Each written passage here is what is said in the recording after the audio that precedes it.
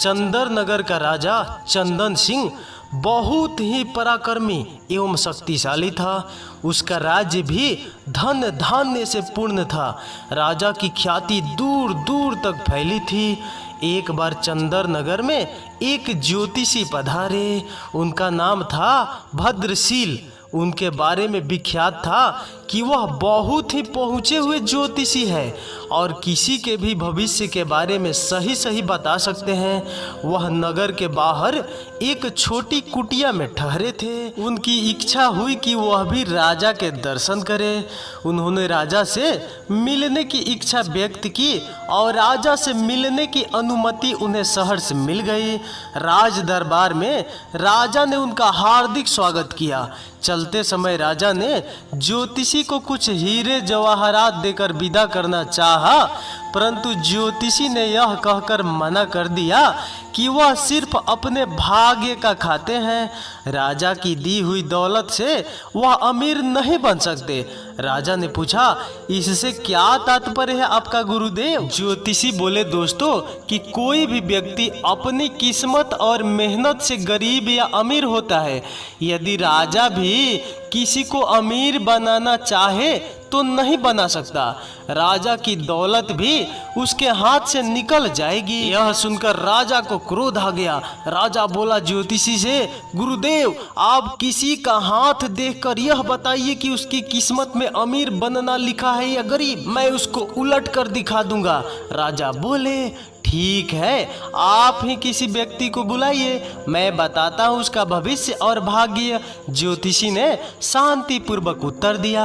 राजा ने अपने मंत्री को चुपचाप कुछ आदेश दिया और कुछ ही क्षणों में एक सजा धजा नौजवान ज्योतिषी के सामने हाजिर था। ज्योतिषी भद्रशील ने ध्यान से उस व्यक्ति का माथा देखा, फिर हाथ देखकर कहा, यह व्यक्ति गरीबी में जन्मा है और जिंदगी भर गरीब ही रहेगा। इसे खेतों और पेड़ों के बीच कुटिया में रहने की आदत है और वह वहीं रहेगा।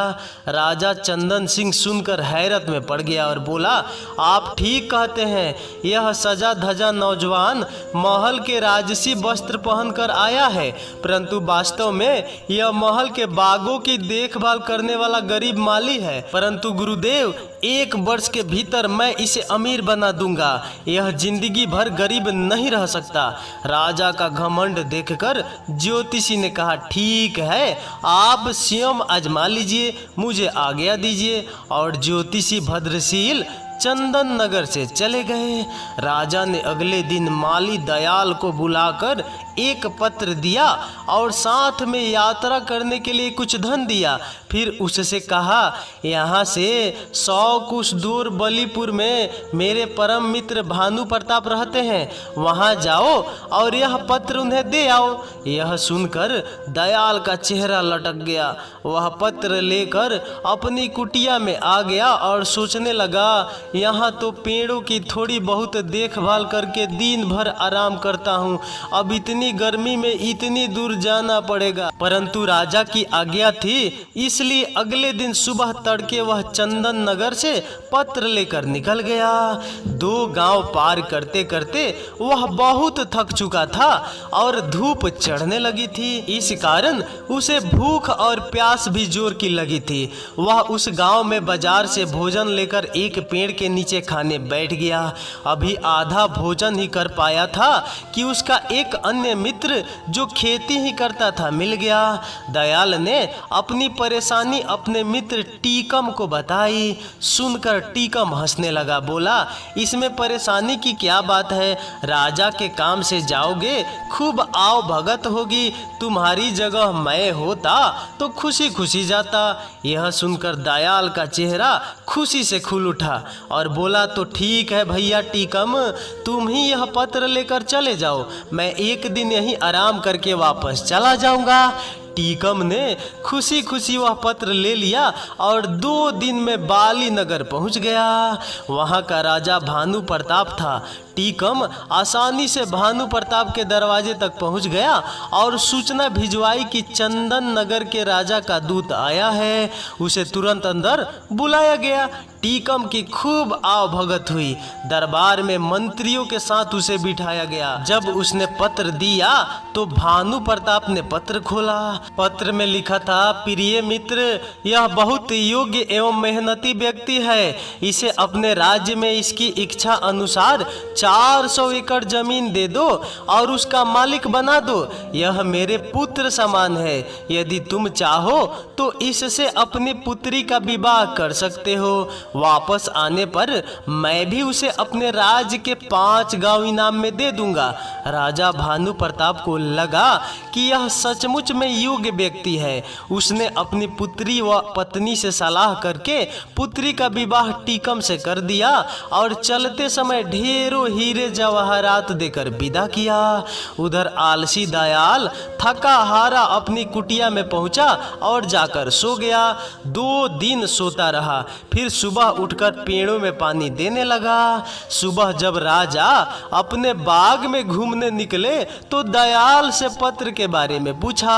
दयाल ने डरते डरते सारी राजा को बता दी। राजा को बहुत क्रोध आया और साथ ही ज्योतिषी की भविष्यवाणी भी याद आई, परंतु राजा ने सोचा कि कहीं भूल चूक भी हो सकती है, अतः वह एक बार फिर प्रयत्न करके देखेगा कि दयाल को धनी किस प्रकार बनाया जाए। दोस्तों, अगर कहानी में मजा आ रहा है तो एक लाइक तो कर दीजिए यार। तो चलिए आगे बढ़ते हैं। 3-4 दिन पश्चात दयाल राजा का गुस्सा कम करने की इच्छा से खेत से बड़े बड़े तरबूज तोड़कर लाया और बोला, सरकार, इस बार फसल बहुत अच्छी हुई है। देखिए खेत में कितने बड़े बड़े तरबूज हुए हैं। राजा खुश हो गया। उसने चुपचाप अपने मंत्री को इशारा कर दिया। मंत्री एक बड़ा तरबूज लेकर अंदर चला गया और उसे अंदर से खोखला कर उसमें हीरे जवाहरात भरवाकर ज्यों का त्यों चिपका कर ले आया। राजा ने दयाल से कहा, हम आज तुमसे बहुत खुश हुए, तुम्हें इनाम में यह तरबूज देते हैं। सुनकर दयाल का चेहरा फिर लटक गया। वह सोचने लगा कि राजा ने इनाम दिया भी तो क्या। वह बड़े उदास मन से तरबूज लेकर जा रहा था, तभी उसका परिचित लोटन मिल गया। वह बोला, क्यों भाई, इतने उदास होकर तरबूज लिए कहाँ चले जा रहे हो? दयाल बोला, क्या करूं, बात ही कुछ ऐसी है। आज राजा मुझसे खुश हो गए पर इनाम में दिया यह तरबूज। भला तरबूज भी इनाम में देने की चीज है, मैं किसे खिलाऊंगा इतना बड़ा तरबूज? लोटन बोला, निराश क्यों होते हो भाई, इनाम तो इनाम ही है। मुझे ऐसा इनाम मिलता तो मेरे बच्चे खुश हो जाते। फिर ठीक है, तुम ही ले लो यह तरबूज। और दयाल तरबूज देकर कुटिया पर आ गया। अगले दिन राजा ने दयाल का फिर वही फटा हाल देखा तो पूछा, क्यों तरबूज खाया नहीं? दयाल ने फिर सारी बात चुपचाप बता दी। राजा को दयाल पर बड़ा क्रोध आया, पर क्या कर सकता था। अब क्या हुआ दोस्तों कि राजा का वह माली अगले दिन यानी कि दयाल ने लोटन को, जो दोस्तों पहले वो दिया था वो चिट्ठी देने के लिए, को बड़े अच्छे अच्छे कपड़े पहने बगी में जाते देखा तो उसके आश्चर्य का ठिकाना न रहा। दयाल ने अचानक धनी बनने का राज लोटन से पूछा तो उसने तरबूज का किस्सा बता दिया। सुनकर दयाल हाथ मलकर रह गया। तभी उसने देखा कि किसी राजा की बारात सी आ रही है। उसने पास जाकर पता किया तो पता लगा कि कोई राजा अपनी दुल्हन को ब्याह कर ला रहा था। ज्यों ही उसने राजा का चेहरा देखा तो उसके हाथों के तोते उड़ गए। उसने देखा राज सवारी पर टीकम बैठा था। अगले दिन टीकम से मिलने पर उसे पत्र की सच्चाई पता लगी, परंतु अब वह कर ही क्या सकता था। राजा ने भी किस्मत के आगे हार मान ली और सोचने लगा, ज्योतिष ने सच ही कहा था, राजा भी गरीब को अमीर नहीं बना सकता यदि उसकी किस्मत में गरीब रहना लिखा है। अब राजा ने ज्योतिषी भद्रशील को बहुत ढूंढवाया पर उनका कहीं पता न लगा। तो दोस्तों देखा ना, यही है किस्मत अच्छी नहीं है तो आदमी आगे नहीं बढ़ सकता। जैसे मैंने दोस्तों मैं क्या बताऊं आपसे, बहुत मेहनत करने के बाद भी अभी तक मैं आगे नहीं बढ़ पाया। आगे बढ़ने की कोशिश कर रहा हूं, लेकिन दोस्तों मैं सोच रहा हूं कि अपना कुछ अलग कुछ बनाऊं या करूं, लेकिन हो नहीं पा रहा है। अभी मैं बता दे रहा हूं दोस्तों कि एक मैं ज़मीन के लिए बात कर रहा था ताकि वहाँ घर बनाए। मेरा अभी घर भी नहीं है दोस्तों, क्या बताऊं, मेरा घर ही नहीं है, मेरा एक झोपड़ी है, उसी में रहता हूं। तो दोस्तों मैंने सोचा कि वो बहुत सस्ता मिल रहा था, खरीदने गया, 10 दिन 15 दिन से बात कर रहा था, लेकिन पता लगा कि वो दूसरा कोई खरीद लिया। तो यही हाल है दोस्तों, मेरा भी किस्मत ख़राब है।